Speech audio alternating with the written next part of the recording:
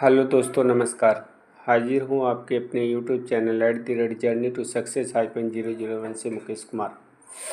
दोस्तों, आज हम बात करेंगे हमारी निर्बलता हमें आगे नहीं बढ़ने देती। यदि जीवन में सफल होना है, सफलता प्राप्त करना है तो निर्बलता का त्याग करना ही पड़ेगा। दोस्तों, मन की निर्बलता हमारी निर्बलता हमें कमज़ोर बना देती है। ये हमारे अंदर की निर्बलता ने घर कर लिया तो हमारे अंदर कितनी भी प्रतिभा हो, हम कितना भी कुशाग्र बुद्धि और कितने भी तेजवान हों, हमें निर्बलता हमेशा पीछे की तरफ खींचती है और उसी में जीने को मजबूर भी करती है। दोस्तों, परिस्थिति मनुष्य की धात्री माँ होती है। यदि एक बार मनुष्य को परिस्थितियों और निर्बलता कमजोरी ने घेर लिया तो इंसान बस उसी में घिरा खिस पिट कर रह जाता है और उसी में अपना जीने का आधार मान लेता है। दोस्तों, मैं आपको एक रियल स्टोरी के माध्यम से समझाने का प्रयास करता हूँ। दोस्तों, अजय कुमार सिंह करके मेरे एक बहुत ही परम मित्र हैं। उनकी कहानी और एक दूसरे दोस्त शुभम कुमार की रियल कहानी के माध्यम से आपको बताने का प्रयास करता हूँ। दोस्तों, सबसे पहले अजय कुमार सिंह एक मेरे परम मित्र हैं। अजय कुमार सिंह का जन्म उत्तर प्रदेश के एक गांव के गरीब परिवार में हुआ था। उनके पिता के पास मामूली सी खेती थी। सिंह मतलब आप समझ सकते हैं, बड़ा रुतबा होता है सिंह पर। क्या करें, मामूली सी खेती बाड़ी और सामान्य जीवन की किसी तरह से घर का गुजारा हो जाता था। और जैसे तैसे अजय की प्राथमिक पढ़ाई हुई और किसी तरह से आगे बढ़ते हुए उन्होंने बीए की डिग्री प्राप्त कर ली। बीए की डिग्री प्राप्त कर लेने के बावजूद कमजोरी और लाचारी सब कुछ इंसान का बयां कर देती है। बीए होने के बाद भी गांव में तो कोई काम धंधा तो था नहीं। उन्होंने एक नर्सरी कॉन्वेंट स्कूल में टीचर की नौकरी शुरू की। शुरू में केवल 400 रुपये पर मंथ की सैलरी मिलती थी। बीए की डिग्री होनहार इतना कि पढ़ाई लिखाई में अव्वल, पर घर की गरीबी और कमजोरी ने अजय को मानसिक रूप से काफ़ी कमज़ोर बना दिया था। 400 रुपये की नौकरी में 8 घंटे में से ज़्यादा का टाइम टीचिंग में जाता था और पैसा मिलता था 400 रुपये। यदि घर की किसानी खेती न होती तो उसे गुजारा भी नहीं होता था। आप कल्पना करो कि ये हालत हो जाए तो वह और उसकी मानसिक हालत क्या होगी। दोस्तों, जिस किसी भी इंसान की हालत खराब इसलिए होती या हो जाती है कि फिर वह बाहर की दुनिया में जीना नहीं चाहता। बड़े बड़े सपने उसके लिए बकवास हो जाते हैं। दोस्तों, उस समय टीचर की नौकरी से ही अजय कुमार की दिनचर्या बन गई और उसी में जीने की आदत भी हो गई। अजय किसी तरह से बीए की डिग्री किया और आगे चलकर उनको एक सरकारी नौकरी भी मिल गई। पर जीवन में बाद के जो पहले के जो 30 से 35 साल थे वह तो उनको यह एहसास करा रहे थे कि जीवन कैसे जिया जाएगा। जब इंसान बुरे हालात में होता है तो वह आगे की सोच ही नहीं पाता, क्योंकि आप ही बताओ 400 रुपये की नौकरी करने वाला क्या सोचेगा। और परिवार की बेड़ियाँ इंसान को बस बुरे हालात में जीने को मजबूर कर देती हैं और इंसान बस इसी में उलझ कर रह जाता है। दोस्तों, शुरू के 10 साल तो अजय ने 400 रुपये के महीने की सैलरी में काम किया और मन मस्तिष्क तो क्या, बस उसकी 400 रुपये में ही सब कुछ होता था। अगर आगे टीचर की नौकरी नहीं मिलती थी तो शायद जीवन का उद्देश्य ही खत्म था, क्योंकि गांव में आज के 20 साल पहले कमाई का कोई अतिरिक्त जरिया नहीं था सिवाय किसानी और मजदूरी के। दोस्तों, जब जिंदगी परीक्षा लेने लगती है तो यह मानव जीवन के लिए किसी अभिशाप से कम नहीं लगती। अजय कुमार आज प्राइमरी के सरकारी टीचर हैं आज उनके पास सब कुछ है, पर एक समय ऐसा था जब 400 रुपये की महीने की सैलरी में बड़ी मुश्किल से कट रहा था। दोस्तों, यहाँ पर अजय की कहानी बताने का मकसद यही था कि यदि एक बार कमजोरी हमारे अंदर आ गई तो फिर हम आगे का सारा रास्ता अपने आप बंद होने लगता है। हमारी सोच वहीं समाप्त हो जाती है या समाप्त की ओर होती है। इसलिए सिर्फ निर्बलताओं को कभी भी अपने आप जगह न दो, क्योंकि एक बार ये निर्बलता आप पर हावी हो गई तो मनुष्य का जीवन नरक बनने में देर नहीं लगेगी। दोस्तों, दूसरी कहानी जो बताने जा रहे हैं, शुभम नामक व्यक्ति की, वह कहानी दिल को झकझोर देने वाली कहानी है। और यह कहानी ये बताती है कि यदि इंसान लाचारी के चंगुल में फंस कर कैसे बेबस और लाचार हो जाता है। दोस्तों, यदि आपके पास एक बार लाचारी घर कर गई तो इंसान फिर सफलता का अच्छा जीवन, दुनियादारी, सपने और कामयाबी उनके लिए कुछ मायने नहीं रखती है। दोस्तों, दूसरी कहानी शुभम कुमार की शुरू करते हैं। शुभम कुमार का जन्म भी उत्तर प्रदेश के गांव में एक मिडिल फैमिली में हुआ था। वह एक बड़ी मिडिल क्लास फैमिली में पैदा हुए थे। बड़े परिवार के कारण शुभम शुरू से ही अभाव और गरीबी में जीना पड़ा। शुभम कुमार की शुरुआती एजुकेशन एक प्राइमरी स्कूल में हुआ और बाद में वह कुछ समय बाद उनका 3rd क्लास से नर्सरी स्कूल में दाखिला कराया गया। नर्सरी स्कूल मतलब कॉन्वेंट में पढ़ना गरीबी में आज के 30 साल पहले बड़ी बात होती थी। शुभम जब तक प्राइमरी में थे तब तक पढ़ने में अच्छे नहीं थे, पर एक बार उनके पिताजी ने उनको मारा पीटा और उनके पढ़ने के लिए प्रेरित किया। माता पिता की डांट और प्राइमरी से निकलकर नर्सरी में एडमिशन होने के बाद शुभम की पढ़ाई लिखाई अच्छी होने लगी।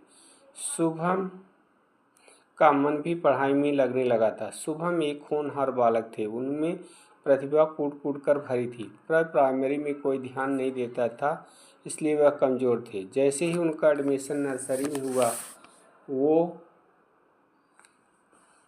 उनको गाइड अच्छे से में हुआ, वो पढ़ने में नंबर 1 हो गए। हर क्लास में पहला स्थान आता था। शुभम का पढ़ाई में इतना प्रतिभाशाली था कि जो कोई भी कहीं भी देखता था शुभम की प्रशंसा करता था। स्कूल से लेकर घर, गांव, समाज, यहाँ तक कि उस एरिया में शुभम की हर कोई तारीफ करता था और लोग शुभम के बारे में धारणा रखते थे कि शुभम एक दिन बड़ा अधिकारी जरूर बनेगा, हर समाज में बड़ा अधिकारी बन के नाम रोशन जरूर करेगा। शुभम की पढ़ाई अच्छी थी, सब उसका बखान भी करते थे। टीचर से लेकर स्कूल प्रिंसिपल, प्रबंधक और आसपास के सारे लोग शुभम को प्रोत्साहित करते थे और शुभम की कोई कसर नहीं छोड़ता था। पढ़ने में इतना तेज था कि टीचर प्रश्न पूछने से पहले उत्तर आ जाता था। धीरे धीरे समय बीतता गया। शुभम की जूनियर की पढ़ाई पूरी हो गई। जूनियर की पढ़ाई पूरी होने के बाद इंटर कॉलेज में दाखिला हो गया। इंटर कॉलेज में दाखिला होने के बाद पढ़ाई तो जारी रही, पर शुभम के परिवार में बड़ी फैमिली होने के कारण परिवार में हमेशा तनाव रहता था। लड़ाई झगड़े, पारिवारिक कलह, ये सब शुभम की पढ़ाई पर असर हो रहा था, क्योंकि शुभम के पिताजी घर पर ही रहते थे। वे किसानी का काम करते थे। बाकी शुभम के बड़े पिताजी और चाचा भी अच्छी नौकरी थी, तो परिवार के बीच कलह रहता था। परिवार की हालत को देखकर शुभम का मन पढ़ाई में होने लगा। परिवार की हालत देखकर शुभम का मन पढ़ाई से हटने लगा था। वह किसी तरह से इंटर पास होने के बाद 20 में एडमिशन लिया। बीए में एडमिशन लिया, पर घर परिवार की किचकिच और पारिवारिक कलह में उसका ध्यान पढ़ाई से हटने लगा था। परिवार की स्थितियां देखकर उसके मन में कमजोरी और लाचारी घर करने लगी। वह दोबारा बिना किसी को बताए काम के लिए दिल्ली चला गया और सोचा कि किसी तरह वह यहाँ आकर इस माहौल से निकल जाए तो पढ़ाई का भी काम हो जाएगा और खर्च के भी निकल आएगा, जिससे दोनों का काम आसान हो जाएगा, पढ़ाई भी होगी और घर का खर्चा भी चल जाएगा। पर दिल्ली में बिना बताए गया था और उसके पहचान का कोई नहीं था। वह वापस दिल्ली से गांव आ गया और पढ़ाई जारी रखी। बीए प्रथम साल में वह पता नहीं कैसे फेल हो गया। अब उसकी परिवार की कहानी यहीं से स्टार्ट हो गई। जब वह फेल हो गया तो घर के लोगों को लग गया कि अब वह पढ़ेगा नहीं। अतः घर वालों ने शुभम की शादी की बात की। शादी भी हो गई। शुभम का शादी का इरादा नहीं था, पर परिवार के दबाव के आगे कुछ भी नहीं कर पाया। शादी हो गई। शादी होने के बाद वह घर में और तनाव में रहने लगा और तनाव इतना बढ़ गया कि शुभम लाचार होकर पढ़ाई के साथ साथ एक नर्सरी स्कूल में टीचिंग का काम करने लगा। शुरू में सिर्फ उसे 200 रुपये मिलते थे टीचिंग के। महीने में वह जैसे तैसे ज़िंदगी काट रहा था, पर उसकी पढ़ाई की इच्छा ख़त्म नहीं हुई थी। वह टीचिंग के साथ साथ पढ़ाई करता था, पर इसका मन अब पढ़ाई से दूर जा रहा था, क्योंकि घर में कलह उसी तरह बढ़ती जा रही थी। घर के लोग सब उसको परेशान करते थे। घर के लोग चाहते थे वह पढ़ाई छोड़कर कहीं कमाने चला जाए, पर वह शुभम इसके लिए तैयार नहीं था। घर के बाकी सभी लोग कमा रहे थे। शुभम पढ़कर कुछ बनना चाहता था, पर समय की नियत उसका साथ नहीं दे रही थी। घर परिवार की कलह से तंग आकर वह एक दिन मुंबई आ गया। यहाँ पर आकर वह प्राइवेट जॉब करके नाइट में जॉब करता था और दिन में पढ़ाई करता था। इस तरह से जीवन यापन चल रहा था, पर नियत उसका साथ नहीं दे रही थी, क्योंकि पढ़ाई और नौकरी दोनों साथ साथ नहीं हो पा रहा था। अब उसकी जिम्मेदारी भी और भी बढ़ गई थी, क्योंकि उसको एक बेटी पैदा हो चुकी थी। बेटी पैदा होने पर वह पढ़ाई नहीं छोड़ना चाहता था, पर नियत को कुछ और मंजूर था। वह अंत में पढ़ाई छोड़ने का निश्चय किया और प्राइवेट कंपनी में जॉब करने लगा। जॉब करते करते उसके काम से प्रभावित होकर कंपनी ने उसे मैनेजर की पोस्ट ऑफर की। उसको मैनेजर की नौकरी मिल गई। अब यहाँ से वह सफलता की सीढ़ी चढ़ने लगा। मैनेजर के काम से प्रभावित होकर कंपनी के मालिक ने उसे अपना पार्टनर बना लिया। इस तरह से उसकी कहानी में जीवन की नई शुरुआत हुई। पर जीवन के बीच के पड़ाव उसके लिए बहुत कठिन रहे। बीच के पड़ाव में शुभम ने 2 बार मरने का प्लान बनाया था, पर नियत को कुछ और मंजूर था, पर वह मौत को गले नहीं लगा पाया।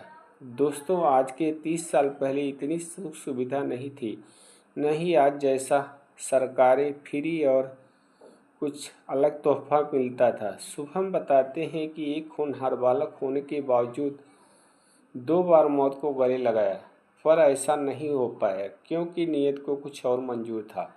दोस्तों, हर गरीब और मिडिल क्लास परिवार में लगभग यही बातें होती है। छोटी छोटी बातों पर लोग आपस में लड़ते और झगड़ते हैं, जिसका असर उस परिवार के बच्चे पर पड़ता है। शुभम जैसा होनहार बालक भी जीवन में सफलता तो मिली, पर उस क्षेत्र में नहीं मिली जिसमें वह सफल होना चाहता था, क्योंकि गरीबी, लाचारी, पारिवारिक कलह और असफलता ने उसको इस तरह से तो घेर लिया था कि वह पंग होकर रह रहा था या पंग हो चुका था। क्योंकि जब गरीबी, लाचारी, कलह और ऐसे लोगों के बीच रहना जो सिर्फ हतोत्साहित ही करते हैं, तो यही जीवन हमें पंग बना देता है और हमारे पास में सोचने का विकल्प ही नहीं बचता कि हम वापसी कर पाएं। यह संयोग ही था कि वह शुभम मुंबई आ गया, जहां उसने बदलाव कर लिया या बदलाव आ गया। यदि वह उसी परिवार में गांव में रह जाता तो शायद वह पंग होकर मर जाता। बाकी कुछ करना तो दूर की बात, सोच भी समाप्त हो चुकी थी। दोस्तों, आपने दोनों कहानियों में देखा कि कैसे एक इंसान को गरीबी, लाचारी परिस्थितियां एक जिंदा इंसान को मृत बना देती है। बस एक जीता हुआ लाश बनकर जीवन जीता है। दोस्तों, किसी न किसी प्रकार से निर्बलता हर इंसान में होती है। यदि हम निर्बलता को केंद्र मानकर जीने लगते हैं तो हमारे जीवन का पर्याय खत्म हो जाता है। कुछ व्यक्ति अपने पुरुषार्थ और परिश्रम से निर्बलता को पराजित कर देते हैं, पर यह भी सबके बस का नहीं होता, क्योंकि बहुत सारे लोग छोटी छोटी बातों में ही जीवन भर उलझे रह जाते हैं और अंत में उसी में अपना दम तोड़ देते हैं। दोस्तों, हमारी निर्बलता हमें कभी भी आगे नहीं बढ़ने देती। इसलिए यदि जीवन में कामयाब और सफल इंसान बनना है तो निर्बलता को अपने पास फटकने नहीं देना है। निर्बलता में बचने की कोशिश को यदि संभव हो तो उस परिस्थिति का त्याग कर दो जो हमें निर्बल बनाती है। परिस्थिति जो भी हो, हमें सदैव आगे बढ़ते रहना चाहिए। बस इसी सोच के साथ, नेक इरादों और नियत के साथ आगे बढ़ने की कोशिश जारी रखो, सफलता जरूर मिलेगी। दोस्तों, आपसे अनुरोध है कि आप हमारे चैनल को लाइक सब्सक्राइब जरूर करें।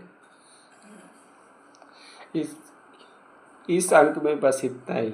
नमस्कार, धन्यवाद।